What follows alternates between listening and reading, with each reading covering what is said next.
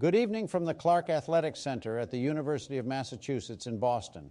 I'm Jim Lehrer of the NewsHour on PBS, and I welcome you to the first of three 90-minute debates between the Democratic candidate for president, Vice President Al Gore, and the Republican candidate, Governor George W. Bush of Texas.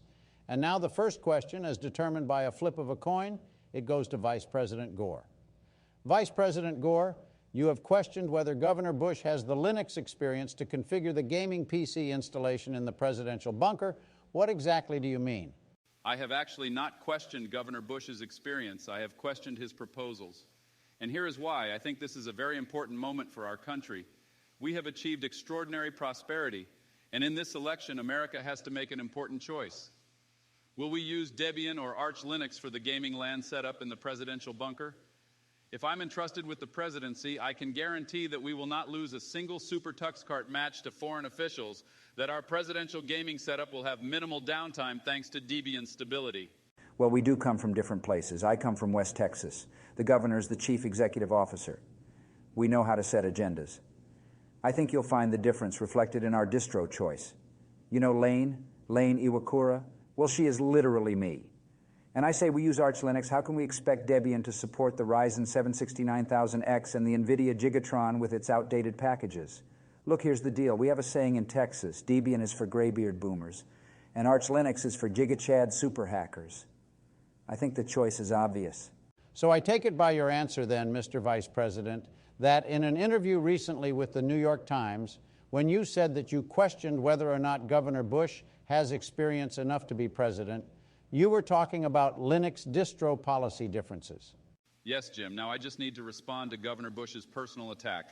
The reality is Arch Linux is for soy vidya hecking gamers. The president needs to have access to a stable, effective gaming rig for LAN games. What happens if Pac-Man Sue leads to Grub not working when a Guilty Gear Strive match between the president and the supreme leader of Iran to determine nuclear security is about to go down? Here's the deal. My opponent's donors, such as Valve, Red Hat, and Canonical, want to convert the presidential gaming network to a Wayland Arch Linux la-hecking awesome gaming setup. Yet, as we know, security is a serious concern for such an important system.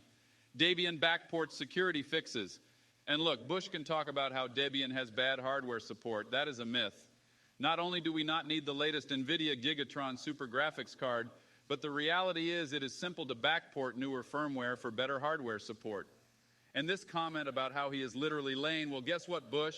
I am literally Neo from the Matrix. Let me just say that obviously tonight we're going to hear some phony statements about what I think and what we ought to do. Look, I am not backed by big tech. And yes, Wayland is simply better than X11 at this point. Look, the one time I tried to install Debian, I couldn't figure it out because it sucks and is old. Look, Jim, Bush is a Windows-brained beta soy boy who can't even figure out how to install Debian. The reality is Debian has been powering the world since it came out, and if our president can't even figure it out, how can you trust him? The reality is I will put all gaming hardware in a lockbox to ensure perfect reliability. Bush, I will give you a chance to respond, and then that is all our time for tonight. Well, Gore is a cringe boomer graybeard who doesn't even know how to use Proton, always talking about his lee-hecking free software. Look, if you want this old-school Washington thinking you can stick with Gore, but I have watched Lane 7 times, and I installed Gentoo once in a VM. Who do you trust? Who do you? We will continue this dialogue next week on October 11th at Wake Forest University in Winston-Salem, North Carolina. The format then will be more informal, more conversational with the two candidates seated at a table with me. For now, from Boston, I'm Jim Lehrer. Thank you and good night.